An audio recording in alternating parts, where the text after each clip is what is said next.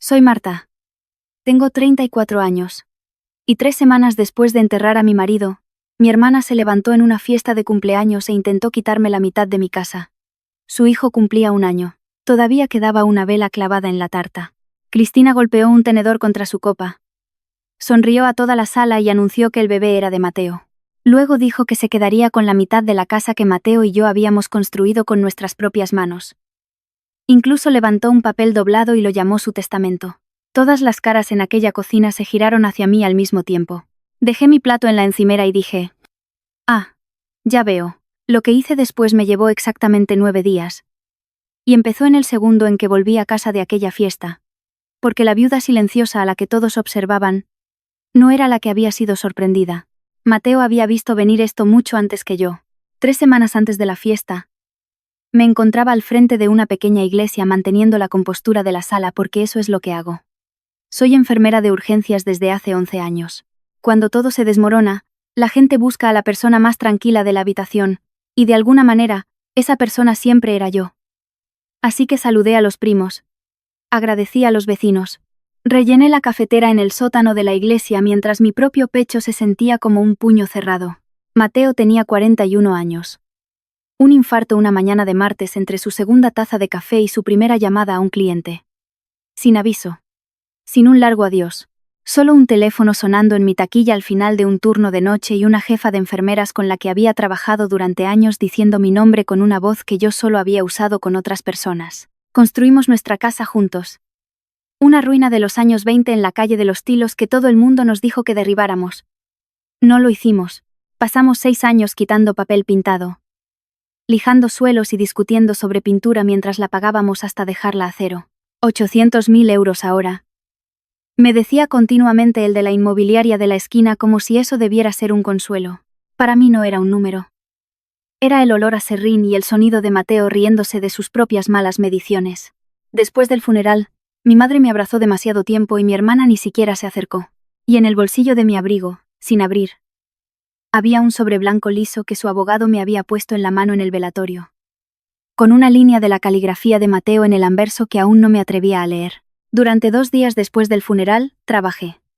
La gente pensó que era extraño. Yo pensé que era lo único que me mantenía en pie. A urgencias no le importa que tu marido esté muerto. Un niño entra con un brazo roto y tú le pones la férula. Y durante 90 segundos, tus manos saben exactamente qué hacer. En casa era diferente. En casa, la casa estaba demasiado silenciosa y demasiado llena de él al mismo tiempo. Sus gafas de leer en el alféizar de la cocina, su letra en el calendario. Mateo era contable y era meticuloso de una manera que antes me hacía poner los ojos en blanco. Lo etiquetaba todo. Guardaba recibos que yo habría tirado. Tenía una carpeta para las carpetas. Un día me lo agradecerás, solía decir, metiendo otro documento en otra funda de plástico. Yo le decía que se lo agradecería no teniendo que mirar nada de eso nunca. La tercera noche, finalmente me senté a la mesa de la cocina con una copa de vino que no bebí y el sobre blanco del abogado. El nombre en él era Marcos Herrera. Abogado. Ni siquiera sabía que Mateo tuviera su propio abogado. Habíamos hecho nuestro papeleo básico juntos hacía años. Como hacen las parejas. Testamentos. Beneficiarios. Las cosas aburridas que firmas y olvidas. Pero esto era otra cosa. Algo que Mateo había preparado silenciosamente por su cuenta y nunca había mencionado. Giré el sobre en mis manos 2 veces. Luego lo volví a dejar sin abrir porque no estaba preparada para su voz en papel. Me dije que lo abriría cuando estuviera más fuerte. No tenía ni idea de que lo necesitaría en 3 semanas. Mi madre llamó un domingo. Y su voz era más dulce de lo que había sido en meses. Eso fue lo primero que noté. Margarita. Mi madre. No se pone dulce sin una razón. Marta. Cariño. Dijo. Tienes que venir al cumpleaños del pequeño Hugo. Cumple 1 año. A Cristina le rompería el corazón que no estuvieras. Me senté en el primer escalón y me pegué el teléfono a la oreja. Mi hermana y yo no habíamos hablado mucho desde el funeral, donde ella se había quedado atrás y se había ido pronto. No sé si estoy para fiestas, mamá, dije. Hubo una pausa. Sería muy importante para la familia, dijo. Y ahí estaba. La familia, la forma en que siempre lo usaba. Como una puerta cerrándose detrás de ti. Cristina tiene 31 años, 3 menos que yo, Y su vida se había estado desmoronando todo el año. Su matrimonio con un hombre llamado Sergio había terminado mal.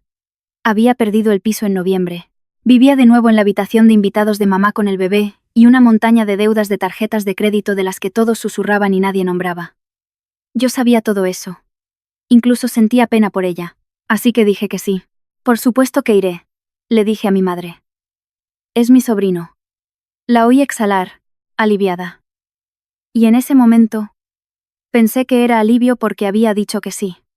Más tarde entendería que era alivio porque el plan seguía en marcha. Le compré a Hugo un elefante de peluche y una esclava de oro con su nombre, porque eso es lo que hace una tía. No tenía ni idea de que estaba comprando una entrada para mi propia emboscada. La noche antes de la fiesta, trabajé un turno de 12 horas porque le había dicho a mi jefa que no necesitaba el permiso por duelo. Me miró por encima de sus gafas y dijo: Marta, nadie te está evaluando por esto. Le dije que estaba bien. Eso es lo que pasa por ser la sensata. Te vuelves tan buena en ello que olvidas que sensata no es lo mismo que estar bien. Mi amiga Sara, que ha sido mi jefa de enfermeras durante 6 años, me pilló a las 2 de la mañana reponiendo un carro de paradas que no necesitaba ser repuesto. Vete a casa, dijo. Siéntate en tu casa. Llora si quieres. Le dije que llorar no arreglaba nada. Me dijo que esa no era la cuestión. Conduje a casa al amanecer con el sobre blanco todavía en mi bolso, donde había vivido durante 3 semanas porque seguía con la intención de abrirlo, y seguía encontrando razones para no hacerlo. No soy una mujer que evite las cosas. En un box de trauma, corro hacia lo peor. Pero el duelo me había vuelto lenta de una manera que no reconocía en mí misma. Y lo odiaba. Me duché. Dormí 4 horas. Me levanté, y me puse el vestido azul marino que había llevado a 2 bautizos y una boda. Miré a la mujer en el espejo, e intenté encontrar la versión de mí que podía entrar en la cocina de mi madre llena de parientes y sonreír. Encontré lo suficiente de ella para hacerlo. Metí el sobre en mi bolso más por costumbre que por intención. Luego conduje los 11 minutos hasta la casa de mi madre, donde mi hermana me esperaba con un tenedor, una copa y una historia que llevaba meses construyendo. La casa de mi madre siempre huele a canela y a limpiador de limón.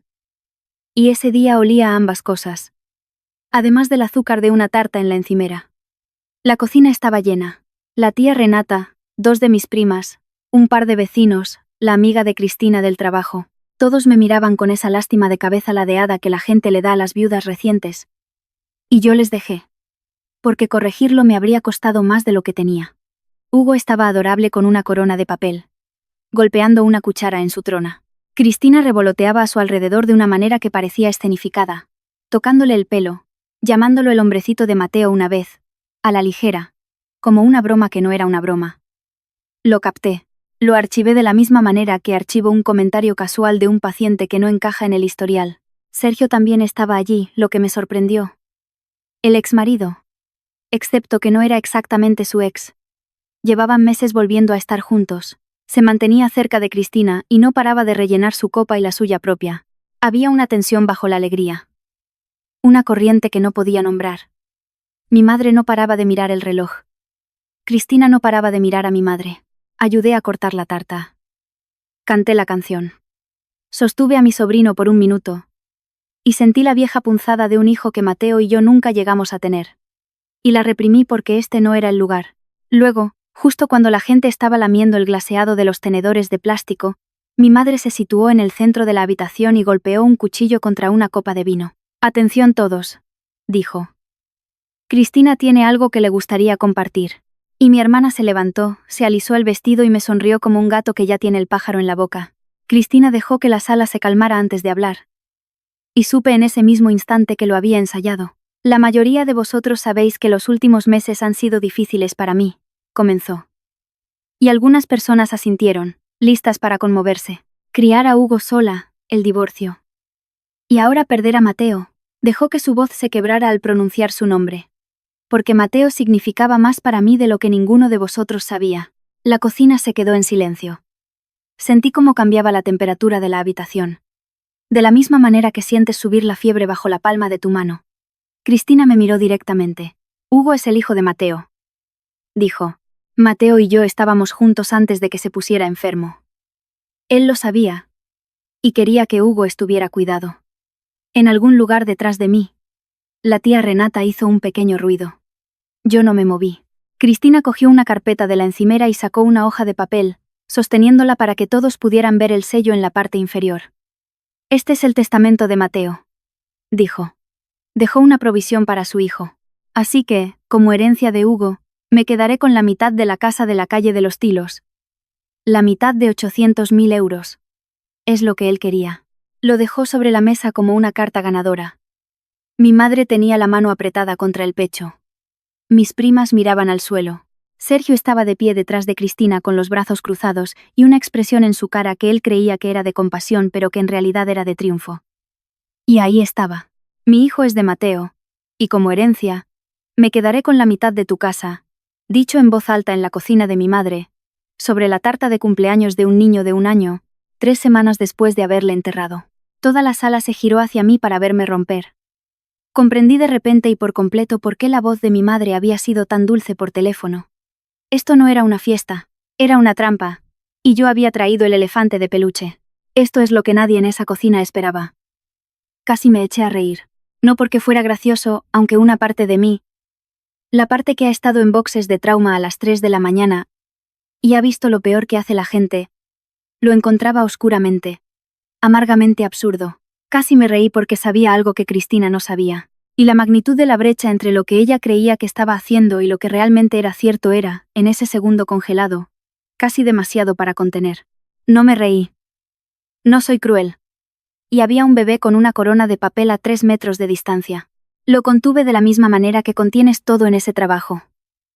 Y dejé que mi rostro se volviera tranquilo e inescrutable. Ah, dije. Ya veo.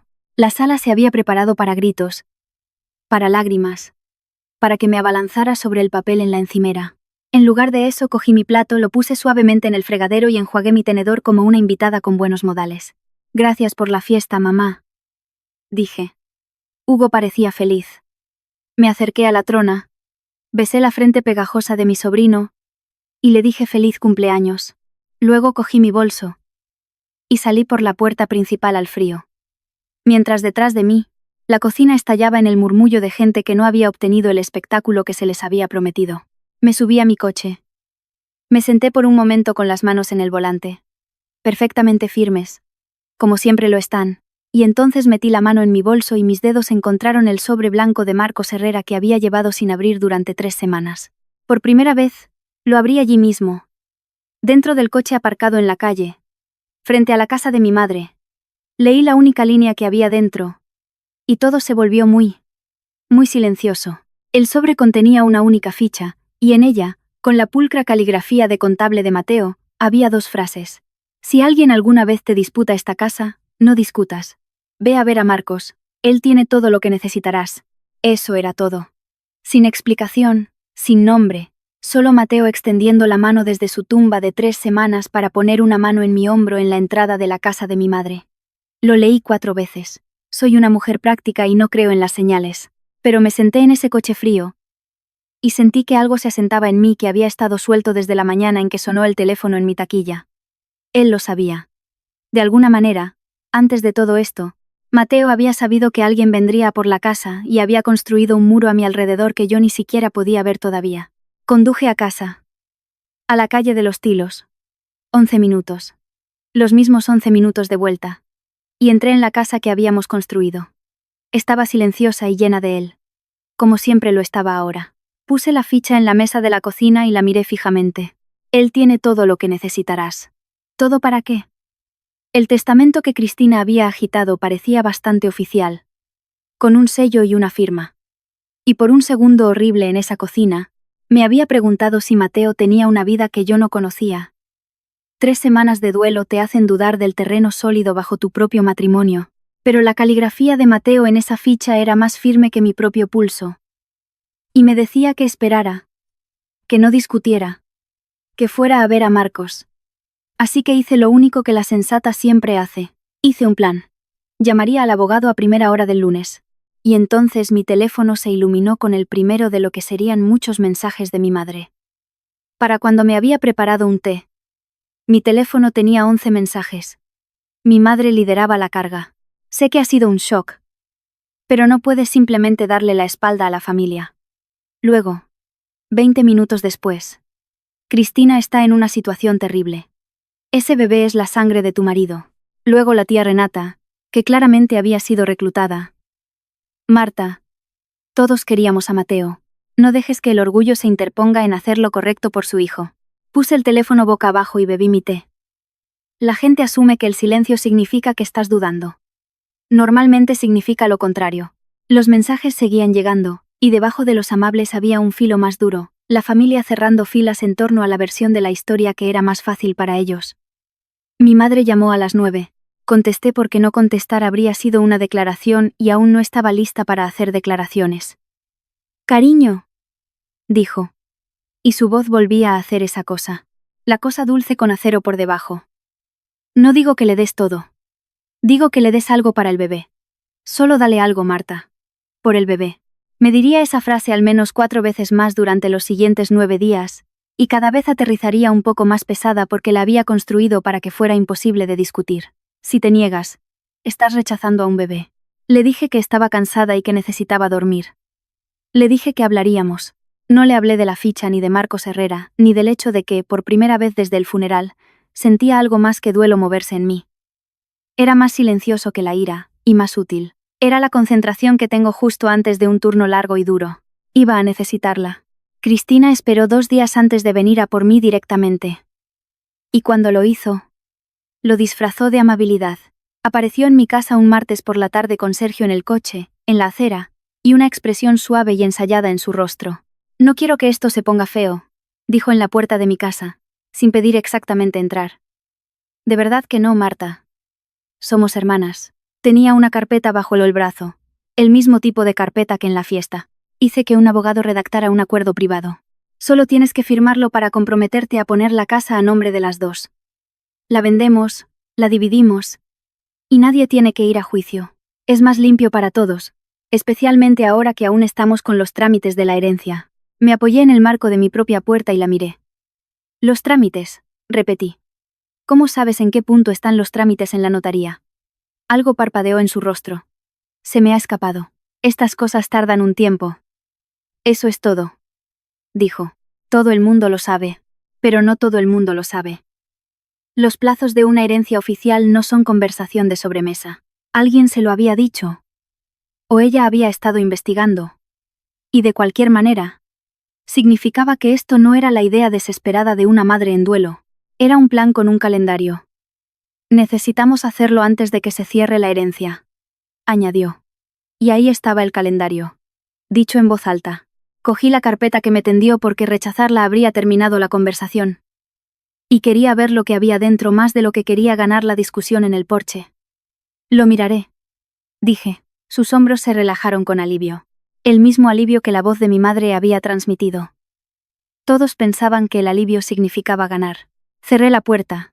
Puse la carpeta en la mesa junto a la ficha de Mateo, y me serví una copa de vino que esta vez sí pensaba beber. Leí cada página de la carpeta de Cristina 2 veces. De la misma manera que leo un historial antes de confiar en él. Estaba el acuerdo de transferencia y grapada detrás, una fotocopia del testamento que había agitado en la fiesta. Y cuanto más leía, más tranquila me ponía, porque estaba mal de maneras en que un hombre meticuloso nunca se habría equivocado. El testamento mencionaba una cuenta bancaria específica en una entidad con la que Mateo y yo habíamos cerrado nuestra cuenta hacía 4 años. Recordaba la tarde en que lo hicimos porque habíamos discutido sobre a qué caja de ahorros cambiarnos. Mateo nunca habría escrito un testamento actual haciendo referencia a una cuenta cerrada. La fecha también estaba mal. Indicaba la dirección de Mateo con un número de apartamento, y llevábamos 6 años viviendo en una casa sin número de apartamento. Y la firma. Había firmado 1000 cosas junto a esa firma. Papeles de la hipoteca, tarjetas de Navidad y el reverso de nuestras fotos de boda. Esta tenía la forma correcta y el alma equivocada. Los bucles eran demasiado cuidadosos, como si alguien estuviera calcando en lugar de escribir. No lo celebré. Ese es el error que comete la gente. El arrebato de alivio que te vuelve descuidada. Soy enfermera de urgencias. Documento. Así que puse cada página sobre la mesa de la cocina y las fotografié con mi teléfono, con buena luz por delante y por detrás. Anoté el nombre del banco desaparecido. Anoté la dirección incorrecta. Anoté la línea del testigo en la parte inferior, que tenía una firma que no reconocí y el nombre impreso debajo. No llamé a Cristina. No llamé a mi madre. Puse la carpeta en un cajón, coloqué la ficha de Mateo encima, y escribí una cosa en mi propio blog de notas: llamar a Marcos Herrera. 8 de la mañana. Mantuve mis manos firmes en esa mesa de la cocina de la misma manera que las mantengo firmes sobre un paciente en estado crítico. Lenta, silenciosa, segura. La oficina de Marcos Herrera estaba en el centro, encima de una pastelería, en uno de esos viejos edificios de ladrillo con un ascensor lento y buen café en la sala de espera. Conduje los 20 minutos desde la calle de los Tilos el miércoles por la mañana antes de mi turno, vestida con el uniforme de trabajo porque iría directamente al hospital después. Marcos era mayor de lo que esperaba. De voz suave, con gafas de leer subidas en la frente y una forma de escuchar que me recordaba a los mejores médicos con los que trabajo. Me preguntaba cuándo vendrías, dijo, sentándose detrás de su escritorio. Mateo me dijo que podrías tardar un tiempo. Dijo que vendrías cuando estuvieras lista o cuando lo necesitaras. Puse la ficha de Mateo en el escritorio entre nosotros. Alguien está reclamando la mitad de mi casa, dije. Mi hermana. Dice que su bebé es de Mateo, y tiene un testamento que lo dice. Marcos no reaccionó como la gente reacciona a los cotilleos. Reaccionó como reacciona un hombre cuando un plan que ayudó a construir finalmente se está utilizando. Asintió lentamente. Abrió un cajón y sacó una gruesa carpeta sellada con mi nombre en ella, escrito con la caligrafía de Mateo. Mateo preparó esto hace aproximadamente un año. Dijo que no te lo había contado porque no quería preocuparte y porque dijo que si nunca surgía, nunca necesitarías saber que existía. Apoyó la mano en la carpeta pero aún no la deslizó hacia mí. Fue muy específico en una cosa. Dijo: hay un segundo sobre aquí, sellado. Y me pidió que te dijera que no abrieras ese hasta que realmente lo necesites. No antes. Miré la carpeta, luego a Marcos. ¿Necesitarlo para qué?, pregunté. Marcos casi sonrió. Dijo que lo sabrías, respondió.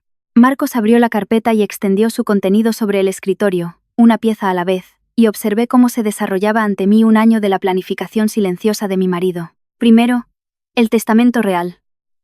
El último testamento y testamento real de Mateo, redactado por el despacho de Marcos, fechado, firmado y debidamente testimoniado, nombrándome como su única heredera, con la casa en la calle de los Tilos, y todo lo demás, pasando a mí, y solo a mí. Este es el documento oficial, dijo Marcos, elevado a público la semana después de su fallecimiento. Es el único testamento de Mateo que consta en el registro de últimas voluntades. Segundo, la escritura de la casa, libre de cargas, a nombre de los dos, pagada en su totalidad. Tercero, una copia de una declaración notarial que Mateo había firmado afirmando que él y yo no teníamos hijos, y que ninguna otra persona tenía ningún derecho sobre la herencia. Y luego, debajo de todo, un sobresellado más pequeño, de color crema, con una línea de la mano de Mateo en el anverso. Para Marta, cuando sea necesario. Alcancé a cogerlo y Marcos dijo suavemente: todavía no. Si puedes evitarlo. Fue firme en eso. Dijo que el momento importaría. Retiré la mano. Me costó hacerlo porque todo en mí quería abrirlo y ver la última pieza que mi marido había dejado. Pero Mateo nunca me había guiado mal en 12 años. Y no iba a empezar a dudar de él en el despacho de un abogado. Así que cogí el sobresellado y lo sostuve. Ese pequeño rectángulo de color crema, ligero como nada, con mi nombre y su caligrafía en él. Lo sostuve en mi regazo con ambas manos. De la manera en que sostienes algo que importa más de lo que pesa. El testamento que tiene Cristina, le dije a Marcos, hace referencia a una cuenta bancaria que cerramos hace 4 años. Las cejas de Marcos se alzaron. Entonces tenemos un problema para ella, dijo. No para ti. Llevé el sobre color crema a casa y lo puse sobre la mesa de la cocina, apoyado contra el salero, donde lo vería cada vez que pasara. No lo abrí. Quiero ser honesta sobre lo difícil que fue. Durante 9 días, ese sobre estuvo allí con la caligrafía de mi marido de cara a la habitación. Y cada vez que entraba por esa puerta, agotada por un turno o desgastada por otra ronda de mensajes de mi madre, pensaba en abrirlo. Pero Mateo había dicho que el momento importaría. Y Marcos había dicho lo mismo. Y he pasado 11 años aprendiendo que la diferencia entre un buen resultado y un desastre es a menudo simplemente hacer lo correcto en el orden correcto. Así que lo dejé estar. Lo que hice en su lugar fue trabajar en el problema de la manera que sabía. Marcos me había dicho antes de irme que el testamento que Cristina estaba circulando no constaba en el registro de últimas voluntades. No había un segundo testamento de Mateo en ninguna parte del registro oficial. Si ella intenta hacer valer ese documento ante un notario o un juez, había dicho, estará presentando un documento falsificado. Eso no es una disputa familiar. Es un delito, lo había dicho claramente. Sin drama. ¿Cómo le dirías a alguien los resultados de sus análisis? Pensé en eso en el camino a casa y durante mis 2 siguientes turnos. Mi hermana, ahogada en deudas con un nuevo novio cuyo nombre estaba impreso bajo una línea de testigo falsa, estaba a punto de entrar en un juzgado y cometer un delito ante un juez. Y la familia se estaba alineando detrás de ella, diciéndome que fuera razonable, que le diera algo para el bebé. Cuando el silencio no funcionó conmigo, Cristina cambió de arma. Lo hizo público. El jueves, mi prima me envió una captura de pantalla. Cristina había publicado en su página, sin nombres, pero todos lo sabían, un largo y lloroso párrafo sobre cómo algunas personas en su familia estaban ocultando los deseos de un hombre muerto y dando la espalda a una madre soltera en duelo y a un bebé inocente. Emojis de corazón roto. Una foto de Hugo mirando a la cámara con ojos enormes. Los comentarios llegaron a raudales. Gente que no sabía nada de mi matrimonio ofreciéndole a mi hermana fuerza y oraciones. Algunos de ellos añadiendo que la sangre es la sangre y que ese pobre niño merece lo que es suyo. Leí cada palabra, y luego dejé el teléfono, y terminé de doblar la ropa. Esto es lo que entendí. De pie en mi silencioso dormitorio en la calle de los Tilos, Cristina luchaba con ruido. Mentiras. Un papel sellado. Una multitud pública. La foto de un bebé. Estaba construyendo una historia lo suficientemente ruidosa como para que la verdad tuviera que gritar para ser escuchada por encima de ella. Y gritar era exactamente lo que quería de mí. Si me conectaba a internet y me defendía, sería la viuda fría atacando a una madre soltera. Si llamaba a todo el mundo y defendía mi caso, estaría arrastrando el nombre de Mateo por una pelea. Así que no hice ninguna de las dos cosas. No combatiría su ruido con más ruido. Tenía una escritura. Tenía un testamento real en un juzgado. Tenía una carpeta de documentos que Mateo había construido antes de que todo esto comenzara. Y tenía un sobre color crema contra mi salero que ni siquiera había abierto todavía. Cosas silenciosas, sólidas, del tipo de cosas que no son tendencia en la página de nadie pero que se sostienen bajo juramento. Le dejé tener internet. Yo me iba a quedar con la verdad. Mi madre me pidió que fuera el viernes. Solo las 2. Y fui porque es mi madre y porque quería mirarla a los ojos. Hizo café. Ninguna de las dos lo bebió. Y luego, de pie en el fregadero de su propia cocina, de espaldas a mí, empezó a llorar. No el sollozo actuado en la voz que usaba Cristina. Llanto real. Del tipo que doblega a una persona. No tiene nada, Marta, dijo mi madre. Ni marido, ni piso, esas tarjetas de crédito, y ahora un bebé. Si no la ayudas, no sé a dónde irán. Me quedo despierta imaginándolos en un coche. Se dio la vuelta y su rostro estaba húmedo, envejecido y asustado. Y por un largo momento, la vino como la mujer que había ayudado a tenderme una trampa en una fiesta de cumpleaños, sino como una madre aterrorizada de que una de sus hijas fuera a caerse por el borde del mundo. Sentí que tiraba de mí con fuerza. Esa es la trampa con la familia. Te entregan su miedo y lo llaman tu responsabilidad. Solo dale algo, dijo de nuevo. Por el bebé. Por favor, solo dale algo, Marta. Por el bebé. Crucé la cocina y abracé a mi madre mientras temblaba porque la quería y su miedo era real, aunque sus hechos no lo fueran. Pero por encima de su hombro, me obligué a decirlo claramente dentro de mi propia cabeza.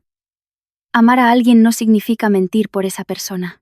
Ayudar a un niño no significa ceder mi casa a un testamento falsificado. Podía conmoverme y aún así no ceder. Me fui antes de que Cristina llegara a casa.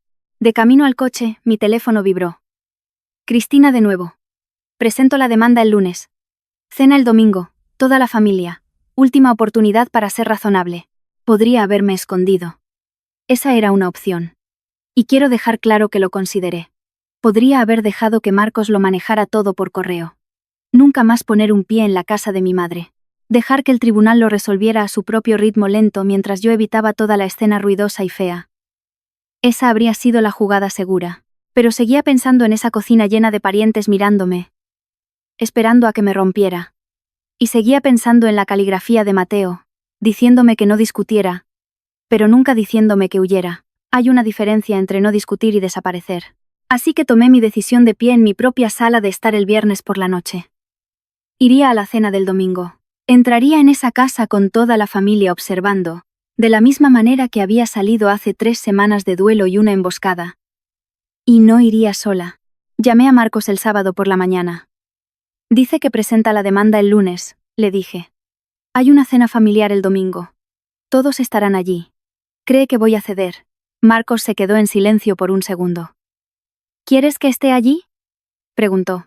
Ni siquiera tuve que pedirlo. Sí, dije. Creo que debería terminar donde empezó. Aceptó venir.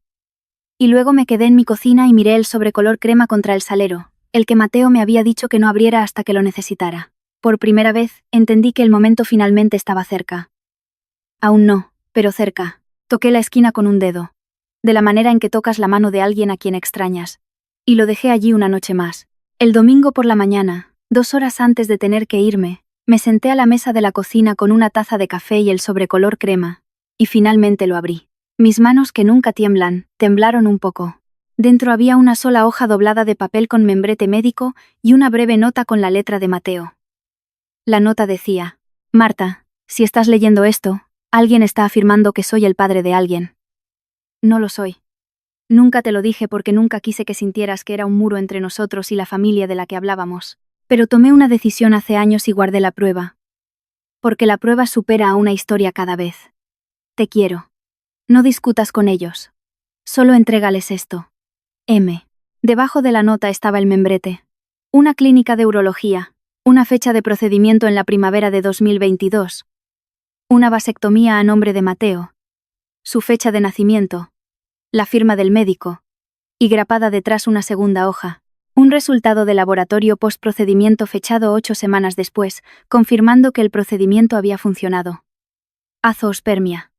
Ausencia de espermatozoides. Confirmado. Lo leí 2 veces y luego, sola en mi silenciosa cocina un domingo por la mañana, 3 semanas después de haberle enterrado, me reí. Realmente me reí. Un sonido corto e indefenso porque por supuesto lo había hecho. Por supuesto, Mateo, que etiquetaba sus carpetas y guardaba recibos que yo habría tirado, tenía un registro médico fechado que probaba que no podía ser el padre de un niño concebido en 2024. Había estado llevando mi defensa durante 2 años sin decir una palabra. Me senté allí, y me permití llorar y reír al mismo tiempo, extrañándolo tanto que me quitaba el aliento y tan agradecida por su meticulosidad que podría haber besado cada recibo que guardó. Una vez que dejé de reír, la enfermera que hay en mí tomó el control. Porque la prueba era buena. Pero tenía que ser irrefutable. Lo puse todo sobre la mesa y construí la línea de tiempo como construiría un caso para un médico en una ronda. La vasectomía de Mateo en la primavera de 2022. Confirmada como estéril por análisis de laboratorio 8 semanas después. En el verano de 2022, Hugo, mi sobrino, acababa de cumplir 1 año, nacido a principios de 2025, lo que significaba que fue concebido alrededor de la primavera de 2024, 2 años completos después de que Mateo tuviera un procedimiento documentado y un resultado documentado que demostraba que no podía engendrar un hijo. No era un él dijo. Ella dijo. No era mi palabra contra la de mi hermana.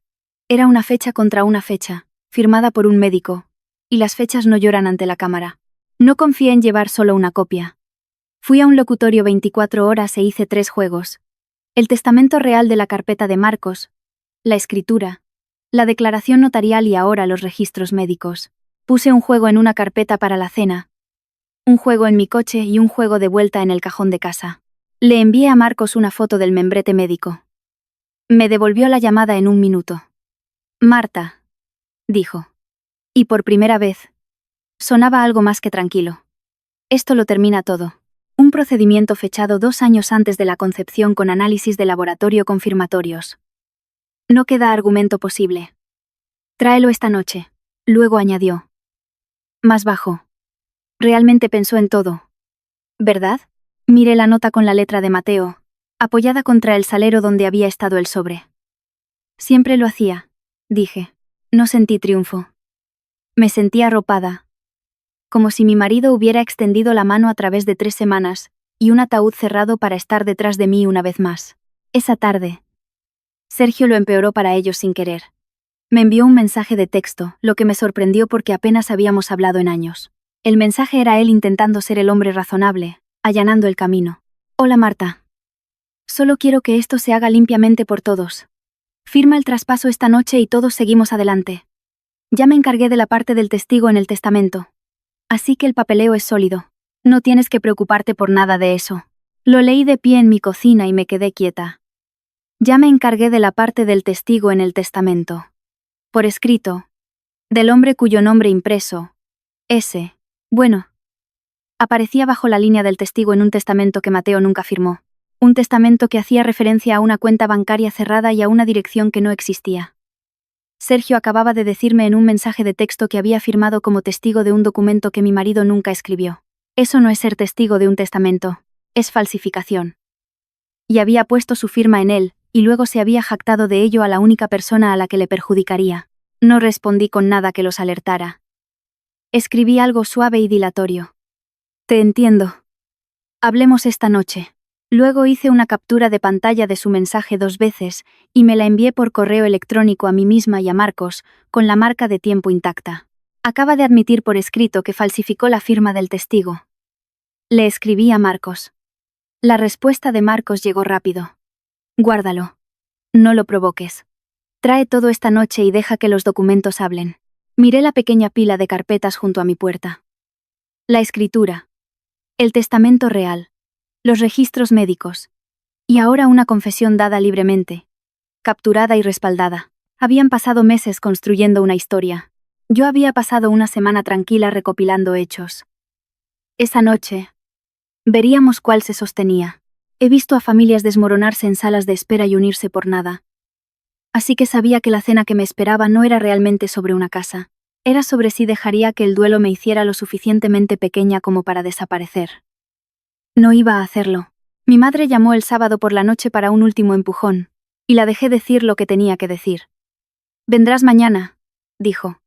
Y serás sensata. Cristina está dispuesta a conformarse con la mitad. Eso es generoso. Considerando que podría llevarlo todo a los tribunales. Casi le pregunté si se lo creía. Si realmente creía que su yerno muerto había engendrado al bebé de su otra hija, o si simplemente decidió que la historia más fácil era la verdadera porque la verdadera le permitía dejar de estar despierta por la noche. Pero no lo hice. No tenía sentido. Estaré allí, mamá, dije, y traeré al abogado de Mateo. Hubo un largo silencio en la línea. ¿Por qué diablos harías eso?, dijo, y su voz había perdido su dulzura. Somos familia. No necesitamos abogados. Entonces será una conversación corta, le dije. Y lo dije con amabilidad. Colgamos. Imagino que le dijo a Cristina que llevaba un abogado. E imagino que Cristina lo tomó como una señal de debilidad, que estaba tan alterada que necesitaba ayuda, que venía a negociar los términos de mi propia rendición. Eso es lo que pasa con la gente que lucha con ruido. No pueden oír el silencio por lo que es. Confunden una mano firme con una temblorosa. Dormí mejor esa noche que desde el funeral. Preparé mi ropa. El mismo vestido azul marino. Y puse las carpetas junto a la puerta. Puse la nota manuscrita de Mateo en mi bolso, no como prueba, sino como compañía. Y por la mañana conduje los 11 minutos hasta la casa de mi madre por tercera vez en esta historia. Excepto que esta vez no entraba para ser emboscada. Y no entraba para rendirme. Entraba para terminarlo. Antes de irme, me quedé en mi sala de estar. Y miré nuestra foto de boda en la repisa de la chimenea durante un largo minuto. Mateo con un traje que no le quedaba del todo bien. Yo riéndome de algo fuera de cámara. Los dos en los escalones de la entrada de la ruina que acabábamos de comprar y que pasaríamos 6 años salvando. Pensé en todo lo que estaba a punto de suceder, y tomé una decisión más. La más difícil. Y la tomé a propósito para no perderla en el calor del momento. Hiciera lo que hiciera Cristina, Hugo no había hecho nada. Tenía 1 año. No eligió las deudas de su madre ni sus mentiras ni la corona de papel que había llevado mientras ella usaba su cumpleaños como escenario. Era mi sobrino, y eso era real. Y seguiría siendo real sin importar lo que saliera a la luz en esa mesa.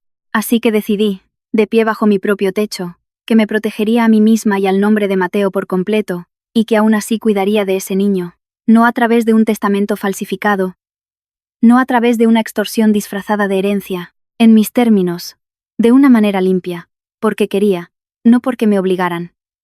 Lo escribí para no olvidarlo bajo presión. La verdad. Y luego la bondad. En ese orden. Ambas cosas. Luego cogí las carpetas. Cogí mis llaves. Y cerré la puerta detrás de mí. El viaje a través de la ciudad fue tranquilo. No ensayé un discurso. Había aprendido hace mucho tiempo que lo más tranquilo que puedes hacer en una crisis es dejar que los hechos hablen por sí mismos y no interponerte en su camino. Tenía una carpeta llena de hechos.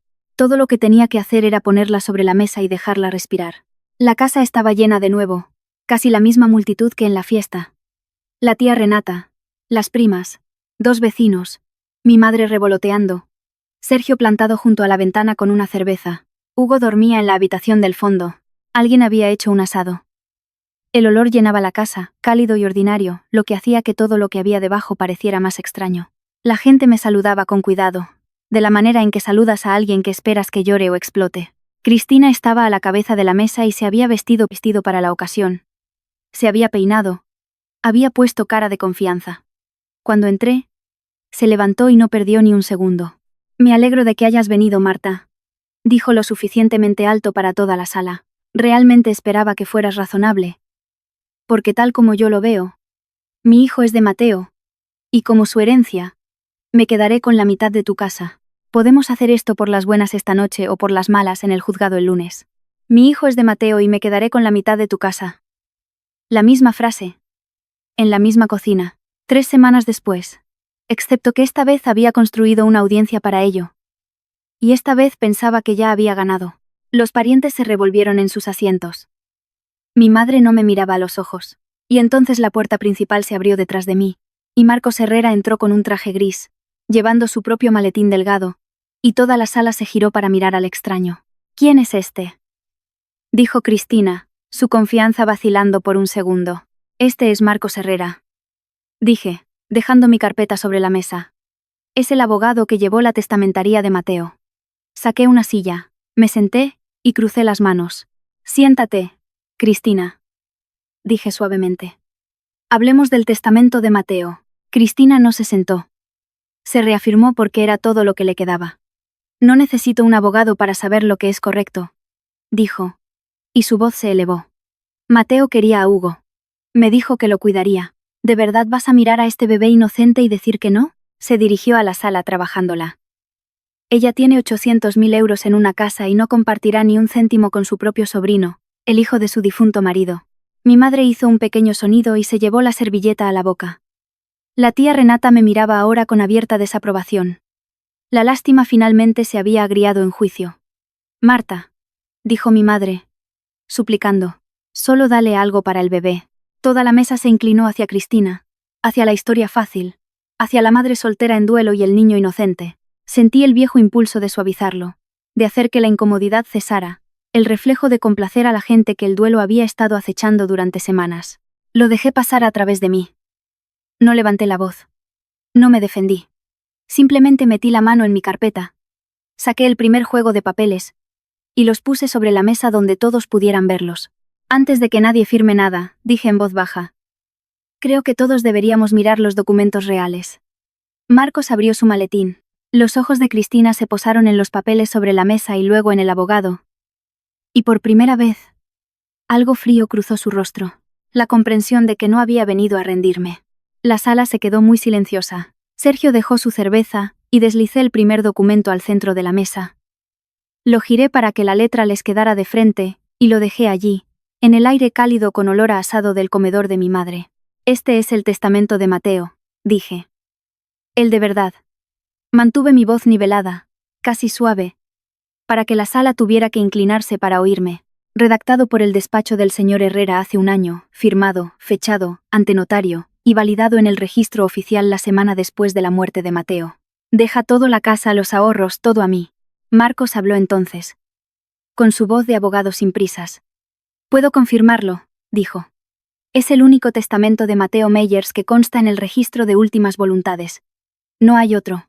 Cristina cogió rápidamente su propia carpeta y sacó su papel. Eso no es verdad.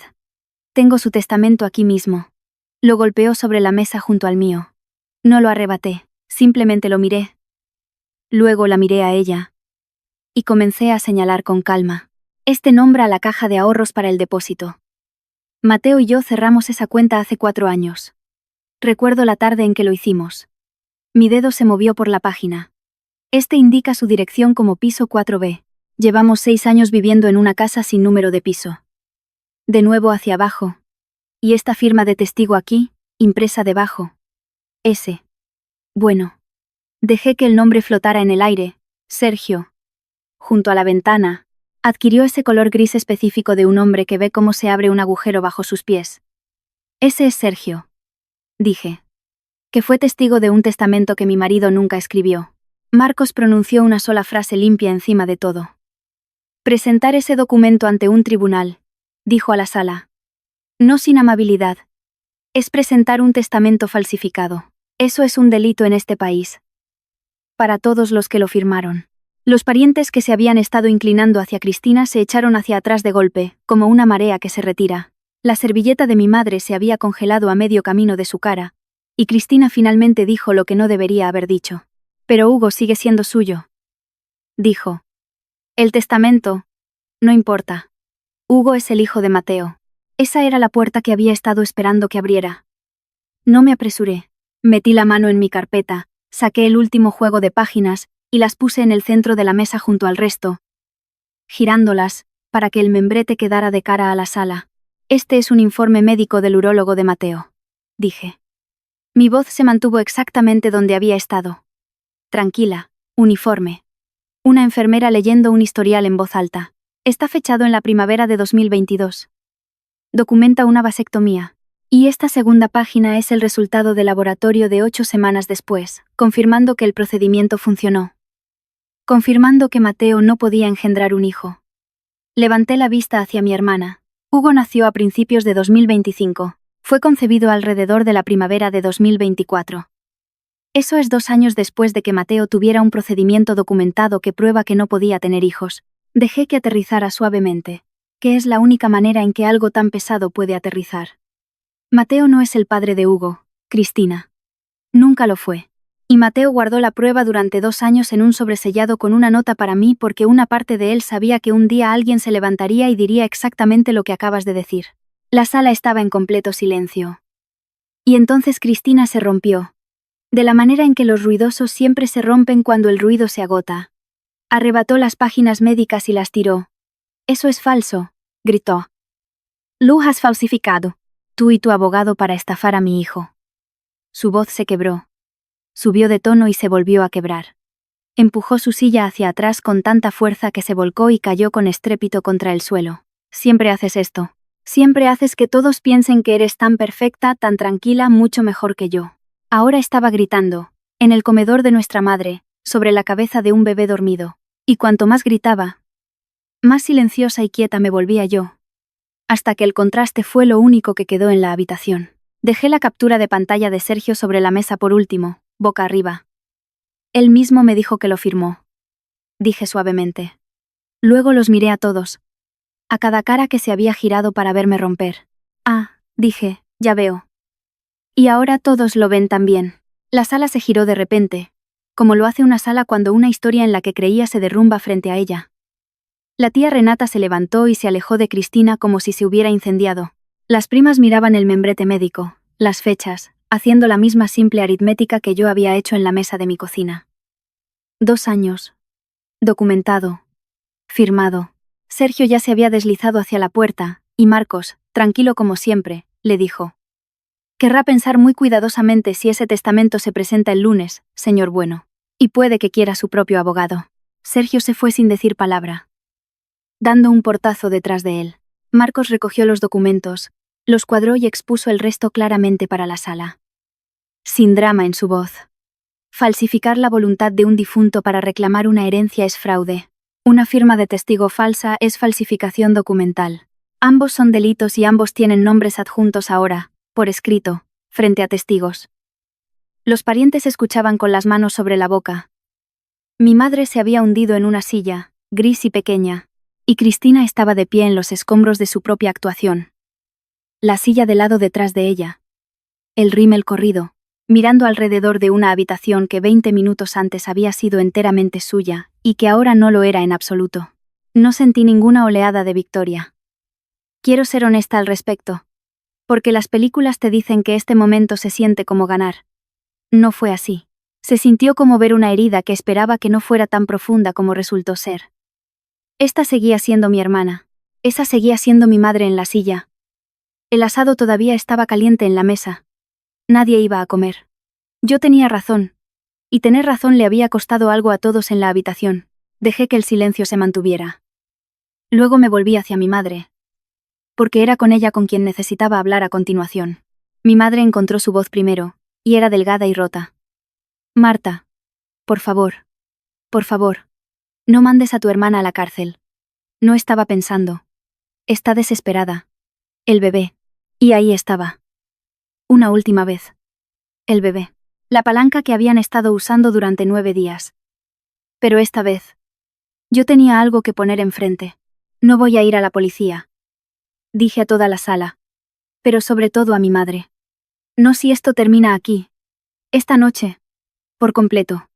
El testamento no se presenta. La historia se detiene. No más publicaciones, no más llamadas, no más la mitad de mi casa. Cristina firma una declaración de que nunca hubo ninguna reclamación y me escribe una frase de disculpa que pueda guardar. Me volví hacia mi hermana, que había dejado de gritar y había empezado a llorar de verdad. No lo hago por ser cruel. Dije.